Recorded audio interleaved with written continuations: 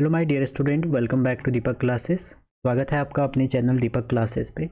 आज हम infinite series में क्या करेंगे कि जो हमारे जेई में रिपीटेड क्वेश्चन है, मतलब ऐसे टॉपिक हैं जो 2022, 23 में इवन बहुत बार रिपीटेशन हुआ है, उनको हम डिस्कस करेंगे, जिससे आपका अगर वो रिपीट होते हैं अगली बार आपका नंबर पूरा आ जाए। चलिए शुरू करते हैं।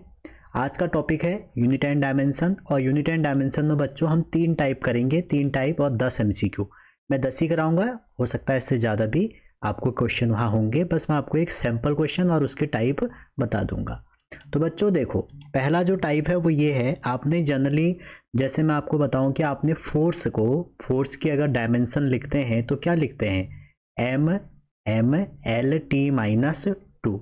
तो हमने फोर्स को किस में एक्सप्रेस किया, मास के, लेंथ के और टाइम के टर्म में। मान लीजिए हमसे कहते हैं कि फोर्स को आप डेंसिटी डी लिख लेता हूँ, वॉल्यूम और एक्सेलरेशन के टर्म में आप हम इसको एक्सप्रेस करिए। मतलब कहने का मतलब ये है कि एमएलटी के अलावा किसी में भी आपको एक्सप्रेस करने को अगर आएगा तो आपको करना क्या है। देखो बच्चों, मैकेनिक्स में हमारी सारी प्रॉब्लम एमएलटी से सॉल्व हो जाती हैं, तो हम एमएलटी ही डायमेंशन में रखते हैं। अदरवाइज अगर आप किसी को बेस क्वांटिटी लेके चलें तो आप उसको एक्सप्रेस कर सकते हैं। बस ध्यान रहे आप इसमें क्या कर दीजिए, इनकी पावर पी क्यू आर रख लीजिए, और जब भी जिसके भी टर्म में एक्सप्रेस करना है दोनों साइड की डायमेंशन रखिए और ये एक्सपोनेंट की वैल्यू निकालिए और वो उसके टर्म में एक्सप्रेस हो जाएगा। ठीक है, ये हमारा टाइप 1 है आज का। कहने का मतलब क्या है कि कोई भी फिजिकल क्वांटिटी किसी अदर फिजिकल क्वांटिटी के टर्म में हम एक्सप्रेस कर सकते हैं। कैसे, उसको हम उसकी पावर पी क्यू आर रखे, फिर दोनों साइड की डायमेंशन रखे, पी क्यू आर जो भी हमारा कोफिशिएंट है उसको निकाल लेंगे और सॉल्व हो जाएगा। देखिए आपके जे में टाइप 1 में जो पहला क्वेश्चन आया है वो क्या है, देखिए कि फोर्स, वेलोसिटी, टाइम को कंसीडर किया है फंडामेंटल क्वांटिटी। तो डायमेंशन फॉर्मूला फॉर डेंसिटी क्या होगा, तो डेंसिटी का आपको क्या बताना है, डायमेंशन फॉर्मूला। वैसे आपका डेंसिटी का फॉर्मूला क्या होता है, मास ओवर वॉल्यूम होता है, लेकिन आपको किसके टर्म में एक्सप्रेस करना है, फोर्स, वेलोसिटी, टाइम। तो डेंसिटी को अगर मैं डी लिख दूं तो डी इक्वल टू आप क्या करिए, फोर्स की पावर पी, कोई भी ले लीजिए, पी क्यू आर, क्यू और टाइम की आर। ठीक है, देखो अब दोनों साइड आप इनकी डायमेंशन रख दिए। डेंसिटी क्या होता है, मास ओवर वॉल्यूम, तो इसकी डेंसिटी, इसका जो फॉर्मूला हो जाएगा ml3 हो जाएगा। और जो आपका P है फोर्स का क्या होता है, ml/t-2 और इसकी पावर a हो जाएगा। वेलोसिटी का क्या होगा, l/t-1, इसका q हो जाएगा। और सिमिलरली टाइम का तो आपको पता ही है, टाइम का t रहेगा, r हो जाएगा। अब दोनों साइड की पावर को कंपेयर करो, यहाँ m की पावर कितनी है, 1, तो 1 इक्वल टू क्या हो जाएगा, यहाँ पर m की पावर a है तो इसको a लिख लो, यहाँ पर m है नहीं तो a की वैल्यू क्या आ गई, 1। तो आप फॉर्मूले में देखिए फोर्स में जो p है, p की जगह क्या है, 1 है, तो 1 पहले में भी है, दूसरे में भी है, तीसरे में 2 है तो ये नहीं होगा, और दूसरे में भी है, फोर्थ में भी है, तो फर्स्ट, सेकंड और फोर्थ हो सकते हैं। आप देखो इनमें सिमिलर, देखो इसमें 4 - 4, तो वेलोसिटी निकाल लो, वेलोसिटी निकाल लोगे आपका आंसर आ जाएगा, या आप टाइम निकाल लो। अब देखो वेलोसिटी जब निकालोगे, यहाँ पे l की पावर कितनी है, -3, और इस साइड l की पावर कितनी है, -2, तो ये क्या हो जाएगा, -2a, और यहाँ पे कितना हो जाएगा वेलोसिटी में, l की पावर हो गया, अच्छा ये हमने p लिया है, सॉरी p है, तो 2p, और ये हो जाएगा प्लस के l में q और r में कोई वो है नहीं, तो हमारा p की जो वैल्यू है, जो मैं a कह रहा था, p की वैल्यू 1 है, तो 1 यहाँ पे रखेंगे, तो -2, और ये जब उस साइड जाएंगे तो हमारा क्या बन जाएंगे, प्लस के। ठीक है, तो ये कितना हो जाएगा, इसको अब अच्छे से सॉल्व करिए। ये हो गया -3 इक्वल टू l की पावर p, तो p लिख लीजिए, p प्लस के, और यहाँ पे l की पावर कितनी है, q, तो p प्लस q की वैल्यू -3, और p कितना आया था अभी, p निकल के आया था 1। जब हमने m की पावर को कंपेयर किया था तो हमारा p निकल के आया था 1, तो 1 रखेंगे तो q कितना आ जाएगा, उधर जाके -4, तो -4 बी ऑप्शन में है, ये करेक्ट हो गया। एक और देख लो, ये क्वेश्चन आया था, तो जब भी ऐसे एक्सप्रेस करने वाले क्वेश्चन आते हैं आपको करना वही है, जिसके टर्म में भी एक्सप्रेस करना है उसके उसमें कुछ पावर करके कर लीजिए और उसके बाद डायमेंशन फॉर्मूला लगा दीजिए। अब इसमें किसकी निकालनी है, मास की। तो मास की तो वैसे m होती है, लेकिन किसके टर्म में करना है, c के और प्लैंक ग्रेविटेशनल कांस्टेंट के, प्लैंक कांस्टेंट के। तो आपको करना क्या है, आपको फिर वही करना है भैया कि जो मास है आपका, मास हमारा इसके प्रोपोर्शनल प्लैंक कांस्टेंट की पावर p कर लेते हैं, स्पीड ऑफ लाइट की q कर लेते हैं, ग्रेविटेशनल की r कर लेते हैं। दोनों साइड डायमेंशन रख देंगे। तो आप इसको सॉल्व करिएगा, इतना टाइम में इसको बहुत छोटी सीरीज बनाना चाह रहा हूँ। तो दोनों सॉल्व करेंगे तो हमारा ये निकल के आएगा, मतलब h की वैल्यू हाफ निकल के आएगी, p की वैल्यू हाफ निकलेगी, q की वैल्यू भी हाफ निकलेगी और g की वैल्यू माइनस हाफ निकलेगी। ठीक है, तो ये मास है। ऐसे ही आप लेंथ और टाइम का एक बार कर लीजिएगा, एग्जाम में पूछा जाता है। तीसरा क्वेश्चन देखिए इसी टाइप का। देखो क्वेश्चन वही है, अब इस बार उन्होंने क्या कर दिया, ऐसे लिख के दे दिया। तो आपको करना क्या है, इधर स्पीड है तो स्पीड की डायमेंशन रख दो LT-1, इधर वेवलेंथ है और वेवलेंथ की जो हमारी डायमेंशन होती है, लेंथ ही तो है एक तरह से, तो कितनी हो जाएगी वेवलेंथ की, लेंथ की L हो गई। ठीक है, L की पावर A, ग्रेविटेशनल कांस्टेंट क्या है, एक्सेलरेशन, तो LT-2 की पावर B, और जो P है हमारा वो यहाँ पर क्या है, डेंसिटी, और डेंसिटी है ml3 की पावर C। ठीक है, अब दोनों तरफ ABC कंपेयर करके वैल्यू निकाल दो, जो निकालोगे वही आंसर आ जाएगा। ठीक है, तो यहाँ पर अगर m की पावर देखें, इधर m है नहीं तो 0, इसमें m नहीं है, इसमें m नहीं है, इसमें m की पावर C, तो C क्या आ गया 0। तो आपने ये C है, ये जो आपने C लिया, P की पावर कितना आ जाएगा, 0 आ जाएगा। तो 0 इसमें भी है, 0 इसमें भी है, 0 इसमें भी है। अब आप देखिए कि आप क्या निकालें कि आंसर आ जाए, आप B निकाल लो। L की पावर इधर क्या है 1, और इधर कितना है, एक है A, इसमें है B और इसमें है माइनस का 3C। C 0 हो गया तो A प्लस B कितना आ गया, 1 आ गया। ठीक है, और T की पावर देखेंगे तो ये -1, और इसमें T है नहीं, इसमें है माइनस के 2B, और उधर वाले में है नहीं, तो B आ जाएगा आपका 1/2, और अगर B 1/2 आ जाएगा तो C यहाँ से आप निकाल सकते हैं। तो आंसर कौन सा हो जाएगा, D वाला। तो कहने का मतलब क्या है, जब भी एक्सप्रेस करना होगा तो दोनों साइड की डायमेंशन रखिए और एक्सपोनेंट की वैल्यू निकालिए। टाइप 2 है principle of homogeneity of dimension. बच्चों इसमें क्या है कि जैसे प्रिंसिपल ऑफ होमोजेनिटी है, अगर आपकी दो, जैसे आपने ये इक्वेशन लिखी क्लास 11th में, इसमें होता क्या है कि अगर आपने इसको लिखा है, इसमें ये हम तभी ऐड कर सकते हैं जब इनकी डायमेंशन इस पूरे पेयर की इसके बराबर हो। आप ये कह सकते हैं कि जो सेम क्वांटिटी है आपकी, डायमेंशन जिसकी सेम है, उसी को आप ऐड कर सकते हैं, सब्ट्रैक्ट कर सकते हैं। इस पे बेस्ड कैसे क्वेश्चन आते हैं, देखिए हर बार एक इक्वेशन दी जाती है जो हमारी वंडरवॉल्स इक्वेशन है, ये आपको दी है। ठीक है, ये हमारा चौथा क्वेश्चन है, y minus b equal to RT। ठीक है, और इसमें पूछा गया है कि A/B की डायमेंशन क्या होगी, और ये आपका आया है 13 अप्रैल 2023 जनवरी में, अप्रैल वाले शिफ्ट में आया है। देखो अब इसमें आपको A/B की डायमेंशन चाहिए। अब देखिए A/B की डायमेंशन आप तब निकालेंगे जब आपको ये प्रिंसिपल ऑफ होमोजेनिटी पता होगा कि सेम डायमेंशनल क्वांटिटी जो होंगी उसको आप ऐड और सब्ट्रैक्ट कर सकते हो। तो जो डायमेंशन इस x की होगी वही डायमेंशन इस पूरे की होगी, तभी तो हमने इसको ऐड किया है। तो x की डायमेंशन हो जाएगा A/V²। ठीक है, और यहाँ पर उन्होंने x क्या है, प्रेशर है, ये दिया है, और v क्या है, वॉल्यूम है। तो यहाँ से a की डायमेंशन क्या हो जाएगी, PV²। ठीक है, सिमिलरली जो v की डायमेंशन होगी, मतलब जो y की होगी वही b की होगी, और y क्या दिया है, y दिया है आपको वॉल्यूम, और आपसे पूछा किसका है कि A/B की डायमेंशन बताइए।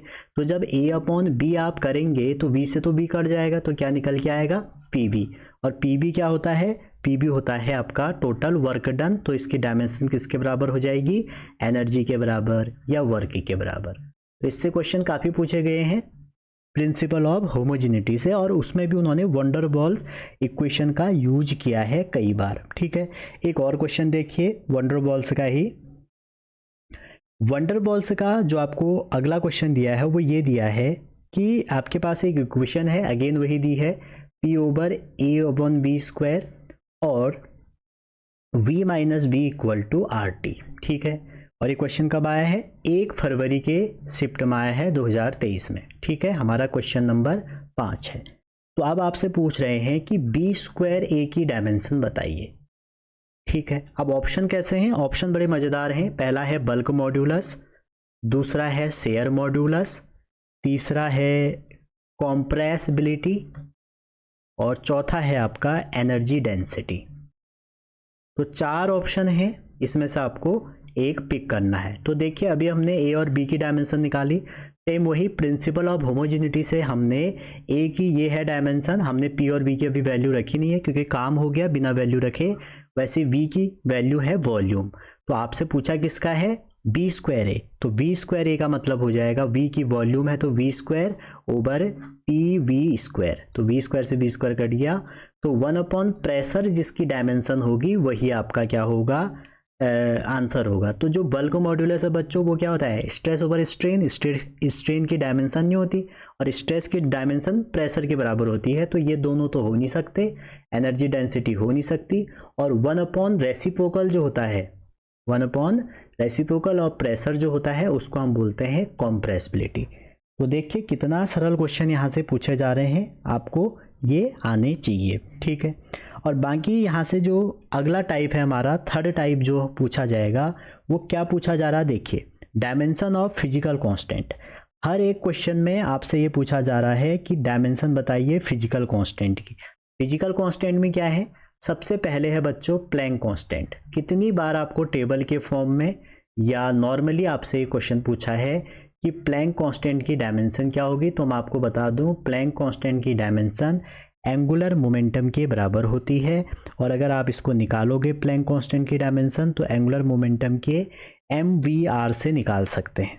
जब एंगुलर मोमेंटम का आप फॉर्मूला लगाएंगे mvr, तो ये आराम से लिख लीजिए, मास का तो m हो जाएगा, वेलोसिटी का lt-1 हो जाएगा और यहाँ से एक 2 आ जाएगा।